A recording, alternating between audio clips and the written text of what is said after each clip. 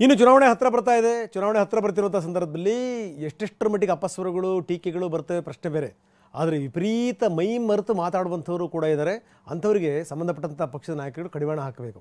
ನೋಡಿ, ಈಗ ಕಾಂಗ್ರೆಸ್ನ ಮುಖಂಡ ಒಬ್ಬರು ಮಾತಾಡಿರುವಂಥ ರೀತಿ, ಮೋದಿಗೆ ಅವರು ಮಾತಾಡಿರುವಂಥ ರೀತಿ ಯಾವ ರೀತಿ ಇದೆ, ಒಬ್ಬ ದೇಶದ ಪ್ರಧಾನಿಗೆ ಅವರು ಮಾತಾಡಿರುವಂಥ ರೀತಿ ಯಾವ ರೀತಿ ಇದೆ ನೋಡಿ. ಚುನಾವಣೆ ಬರುತ್ತೆ, 100 ರೂಪಾಯಿ ಕಮ್ಮಿ ಮಾಡಿದ್ದಾರೆ. ನನಗೆ ನಾನು ಸಿಕ್ಕರೆ ಕಾಲಗಳು ತಗೊಂಡು ಹೊಡೆದು ಬಿಡ್ತಿದ್ದೆ. ಈಗ ಯಾಕೆ ಮಾಡ್ತೀಯಾ? ಇದು ನಾವು ಪ್ರಶ್ನೆ ಮಾಡ್ಬೇಕು. ನಾನು ಕಾಂಗ್ರೆಸ್ನಿಗನಾಗಿ ಕೇಳ್ತೀನಿ, ಈ ದೇಶದ ಪ್ರಜೆ ಆಗಿ ಕೇಳತಕ್ಕಂತ ಹಕ್ಕು ನೀವೆಲ್ಲರೂ ಕೇಳಬೇಕು. ಕೇಳಿದ್ರೆ ಕಲಿಬೇಕು ನಾವು. ಇಲ್ಲ ಯಾವ ಕಾಂಗ್ರೆಸ್ನವರು ನಮ್ಮ ಮಾತು ಕೇಳಲ್ಲ, ಜನತಾದಳದವರು ಕೇಳಲ್ಲ, ಬಿಜೆಪಿ ಮೊದಲೇ ಕೇಳಲ್ಲ. ನಾವು ಪ್ರಶ್ನೆ ಮಾಡೋದನ್ನ ಇಲ್ಲಿವರೆಗೂ ಕಲಿಯೋದಿಲ್ಲ. ಅಲ್ಲಿವರೆಗೂ ಈ ದೇಶದಲ್ಲಿ ನಾವು ಸಮಗ್ರವಾದಂತಹ ಪ್ರಜೆಯಾಗಿ ವೋಟ್ ಹಾಕ್ಲಿಕ್ಕೆ ನಾವು ಅರ್ಹರಾಗೋದಿಲ್ಲ. ನಮ್ಮ ಜನಗಳಿಗೆ ನನ್ನ ಪ್ರಾರ್ಥನೆ, ಇನ್ನೇನು 20 ದಿವಸಕ್ಕೆ ಎಲೆಕ್ಷನ್, 15 ದಿವಸಕ್ಕೆ ಎಲೆಕ್ಷನ್ ಸ್ಟಾರ್ಟ್ ಆಗ್ತದೆ. 100 ರೂಪಾಯಿ ಕಮ್ಮಿ ಅನ್ನೋಟಿಗೆ ಖುಷಿ.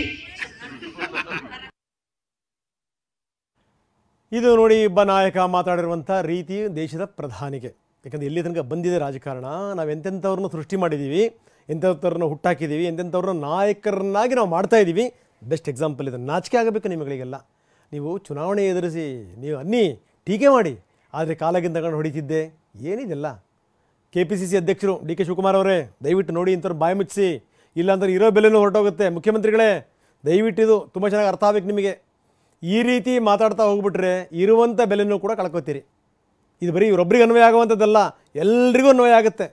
ಸ್ವಲ್ಪ ವಿವೇಚನೆ ಇರಲಿ ಮಾತಾಡುವಂಥ ಸಂದರ್ಭದಲ್ಲಿ. ಈಗ ತಲೆ ಮತ್ತು ಬಾಯಿ ನಡುವೆ ಫಿಲ್ಟ್ರೇ ಇಲ್ಲ ನಿಮಗೆ ಅಂತಂತಂದರೆ, ಬಾಯಿಗೆ ಬಂದಂಗೆ ಬೊಗಳದೆ ಇನ್ನೇನಿರುತ್ತೆ? ಬಾಯಿಗೆ ಬಂದಂಗೆ ಬೊಗಳದೇ ಕೆಲಸ.